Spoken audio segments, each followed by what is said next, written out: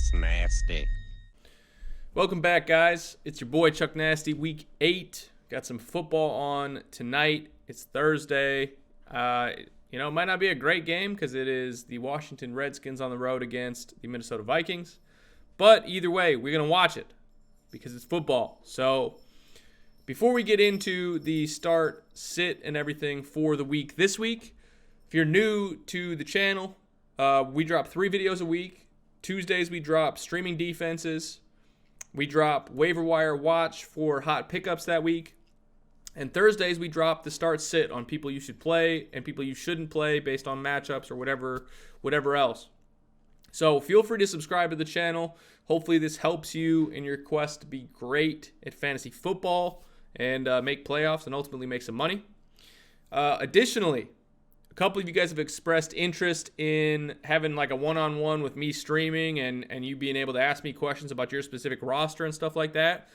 Starting Saturday this week, I'm going to be streaming for 4 days straight, maybe 5 days straight, starting at like 10 a.m.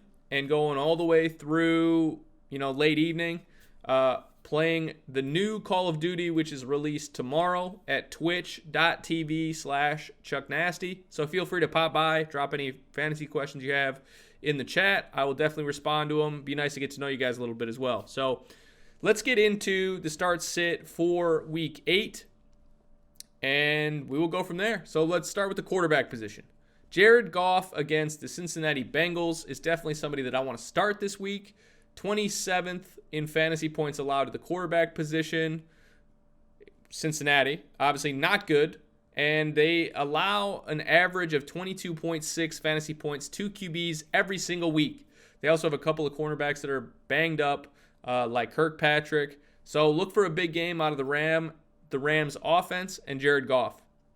Josh Allen is somebody I'm also starting this week against the Philadelphia Eagles. 23rd in fantasy points allowed to the quarterback position. He had a decent showing last week with 21.7 fantasy points last week and has a sweet matchup. If you've seen my videos before, I've talked a ton about the Philadelphia Eagles secondary. They don't like to let you run, and they don't like to let you throw super deep, but what they do is funnel all the passes into the middle of the secondary, which makes it very attractive for wide receivers and quarterbacks to throw medium-range passes. Score a ton of points that way. So I think he's going to have a pretty good week this week, and their defense allows an average of 23 fantasy points per game to the quarterback position.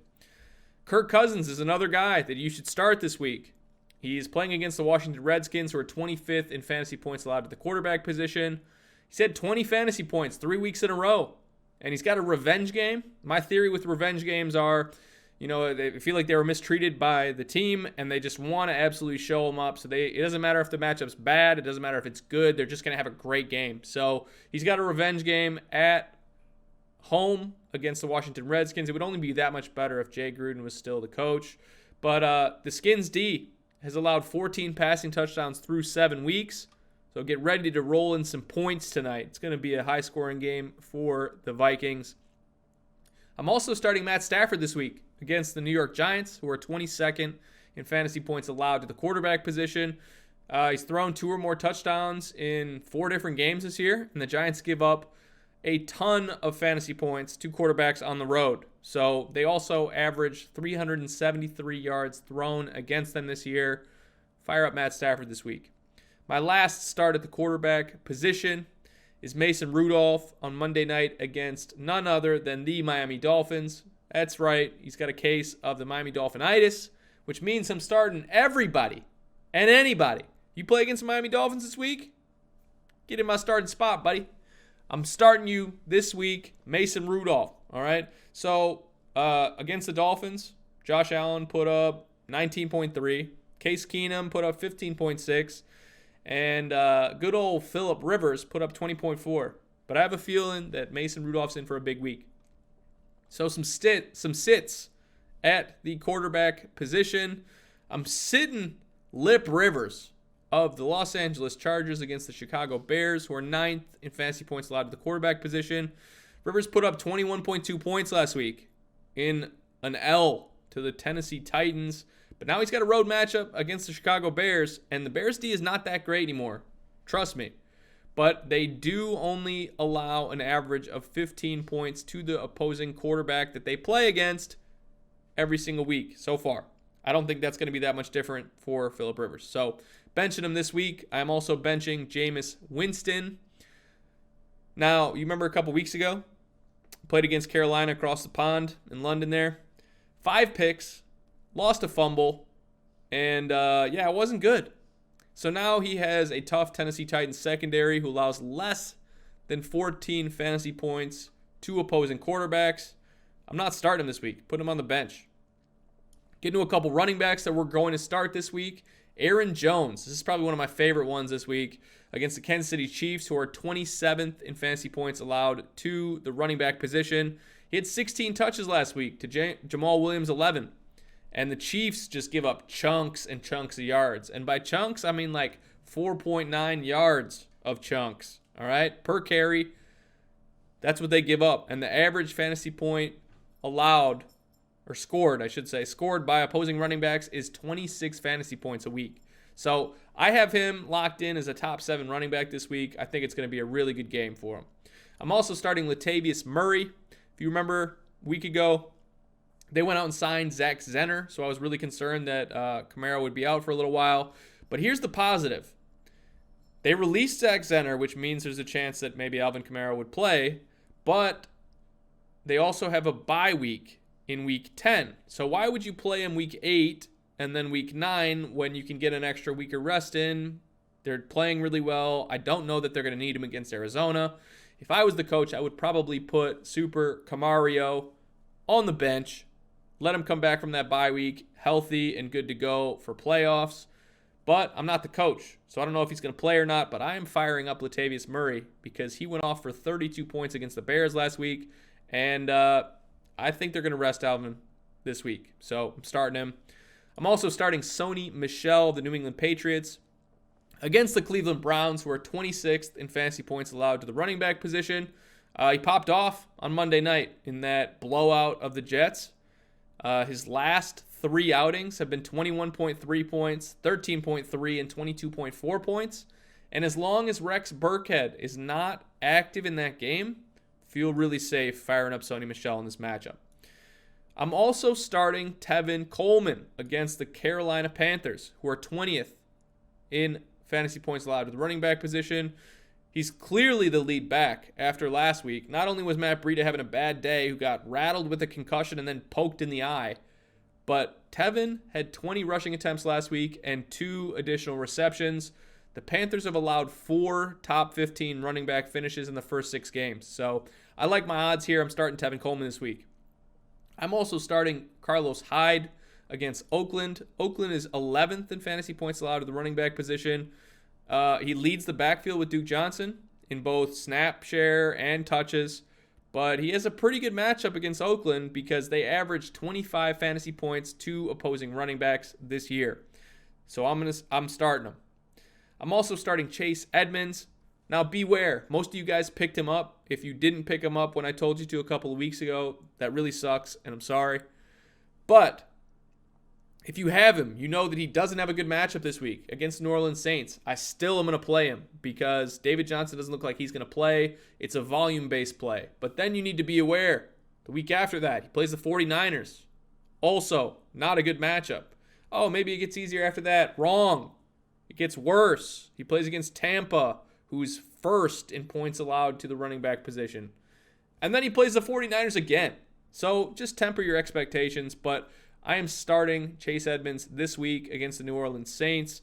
He posted a absolutely disgusting line of 150 yards and 3 touchdowns this past week, and he could be in for another big game.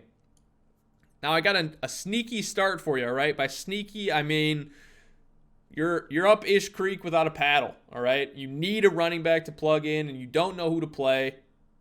Wendell Smallwood, baby. Washington Redskins plays against the Minnesota Vikings on the road tonight, who are 9th in fantasy points allowed to the running back position. It's not a great matchup, but Adrian Peterson has a high ankle sprain, and Chris Thompson is dealing with a turf toe injury. So he might be the only guy left in that backfield. Look for him to get 10 to 17 touches in that backfield. So fire him up if you actually need somebody.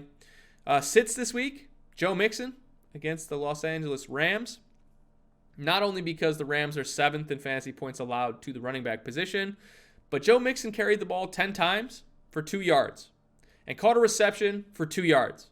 So if my math is right, that's 0.36 yards per carry or 1.2 feet per carry.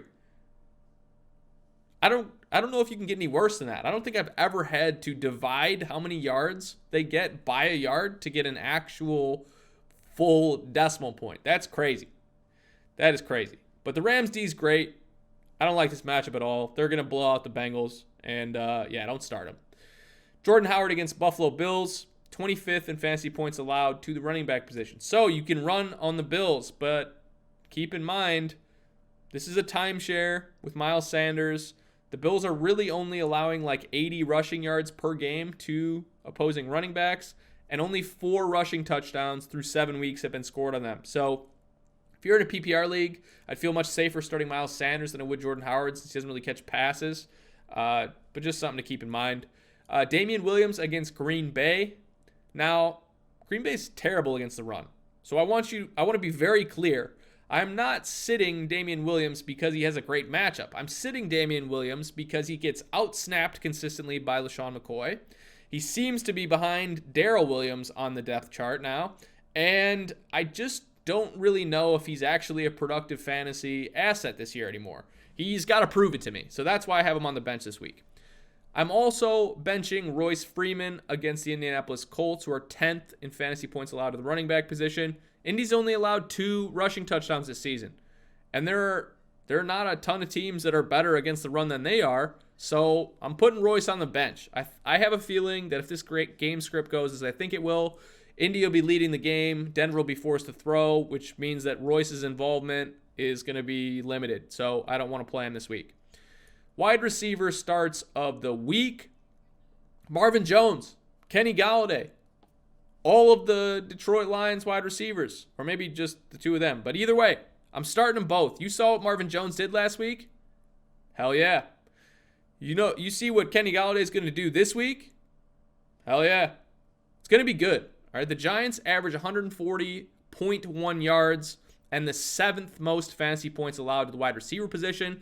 Both of these guys are eating this week. If I had to pick one, I think it's Kenny G's week to bounce back, but I feel pretty comfortable starting both of these guys.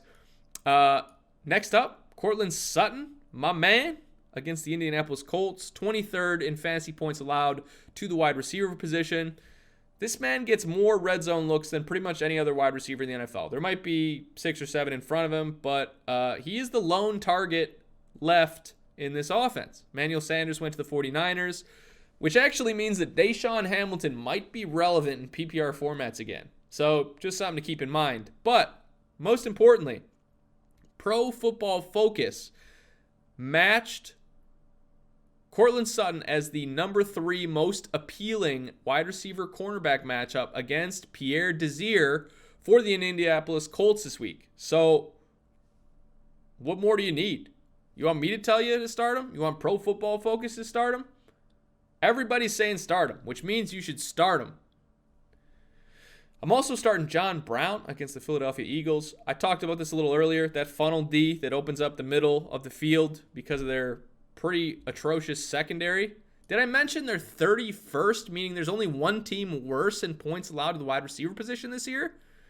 That's right.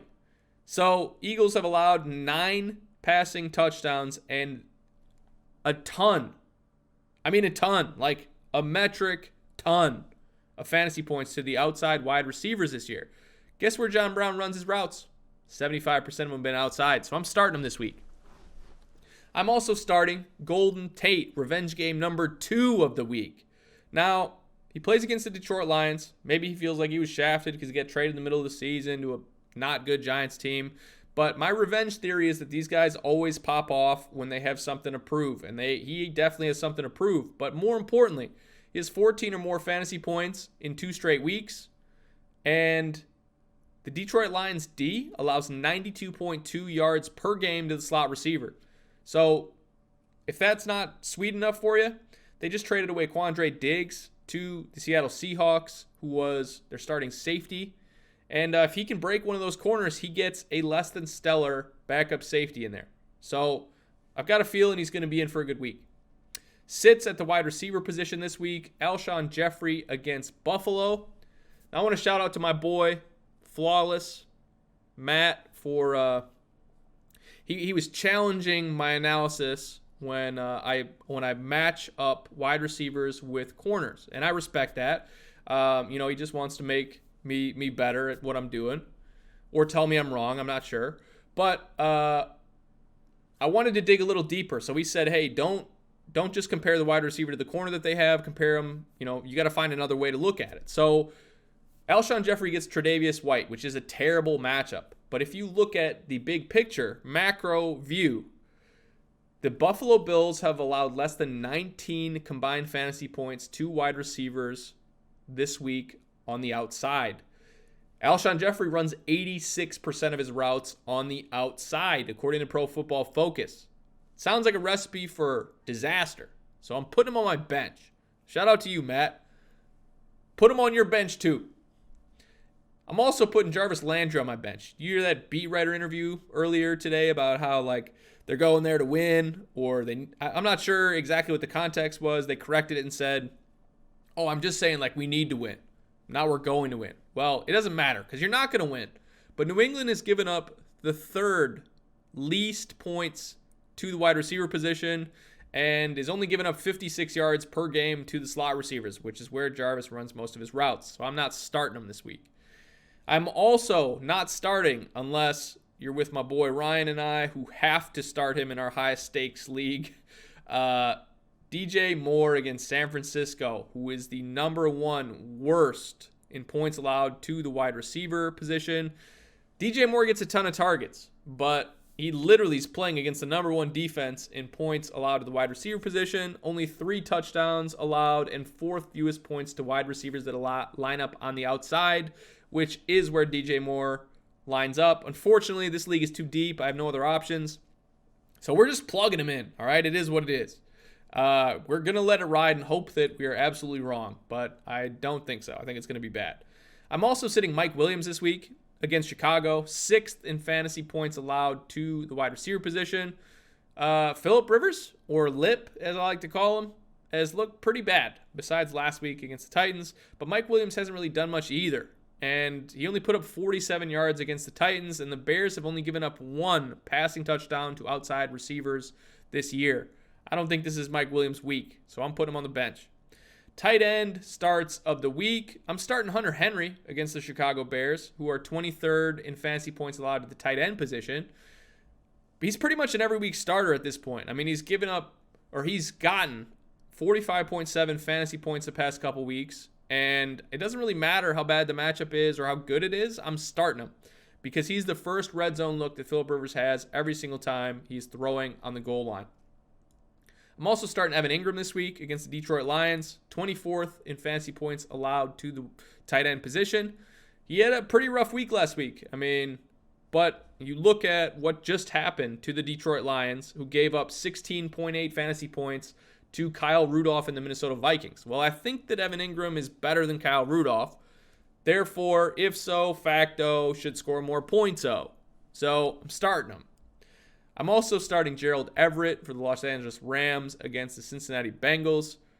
This is more of a consistency thing. He's had 15 or more fantasy points in 3 of the last 4 games, and the Bengals are not good. You heard it here first. So 1 + 1 = 2, and I'm starting Gerald Everett. I also have 2 streaming options for you guys who are up-ish creek without a paddle at the tight end position. But Jonnu Smith of the Tennessee Titans plays a sweet matchup against the Tampa Bay Buccaneers.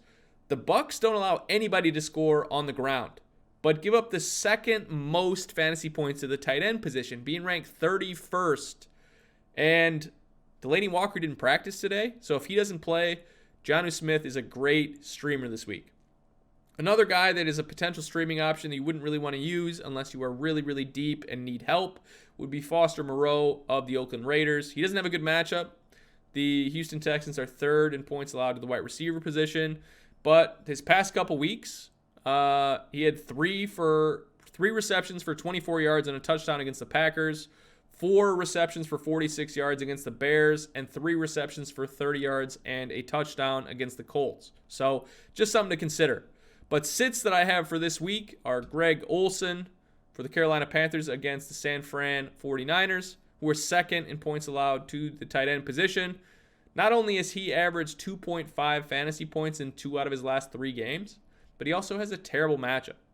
So the 49ers only give up 6.4 average fantasy points per game to tight ends, and I don't want anything to do with it.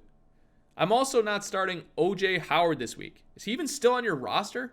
I wouldn't be surprised if you jump ship. I drafted him, relatively high in one league, and it was the biggest mistake I've ever made. But the Titans are 26th in fantasy points allowed to the tight end position, so maybe you'd consider starting him this week. Well, his tight end duo, Cameron Brate, is seeing more targets in the red zone than he is, and is actually scoring more fantasy points in every game of the last 3 than O.J. Howard. So I don't know that you can start O.J. Howard at all. I'd probably drop him, to be honest, but don't start him this week. Last but not least is the pick'em for the week. Let's get into it. I'm going with Minnesota tonight at home against the Washington Redskins. They always have a killer week at home. It's going to be a blowout. Expect a ton of Dalvin Cook. Starting Indianapolis. I'm still in the fantasy mindset. I'm picking Indianapolis against my Denver Broncos. I hope that we just punt and have a giant fire sale and get some high-round draft picks. Trade Chris Harris for like a first, and that'd be sweet. I'd be really happy with that. Chicago Bears at home against a bad LA Chargers. I'm taking Seattle on the road against Atlanta. I'm taking a flyer on the Jets on the road against Jacksonville. I just have a feeling maybe Sam Darnold and Robbie Anderson have a bounce-back week. That one could kind of go either way, but I think Jacksonville's favored. But I'm going with the Jets. New Orleans at home against the Cardinals. Buffalo at home against the Eagles. Rams at home against Cincinnati. Tampa on the road against Tennessee. Detroit at home against the Giants. San Fran at home against the Panthers. New England at home against the Browns. The Texans at home against Oakland. Green Bay on the road against Matt Moore and the Kansas City Chiefs. Without Patrick Mahomes, that team ain't shit. So I got to take the Packers. And I'm also taking the Pittsburgh Steelers, who have a case of the Miami Dolphinitis, on Monday night. So that's all I got for you. As always, leave your specific roster questions down below if you have any. I'll try to get back with you. If I can help in any way, you let me know. And, swing by on Saturday, maybe Sunday. I'm not sure how much on Sunday. Definitely Monday, definitely Tuesday, or definitely Wednesday to twitch.tv/ChuckNasty while I'm playing the new Call of Duty, and ask me some roster questions. I got your back, homies. Good luck this week. Let's bring home that W.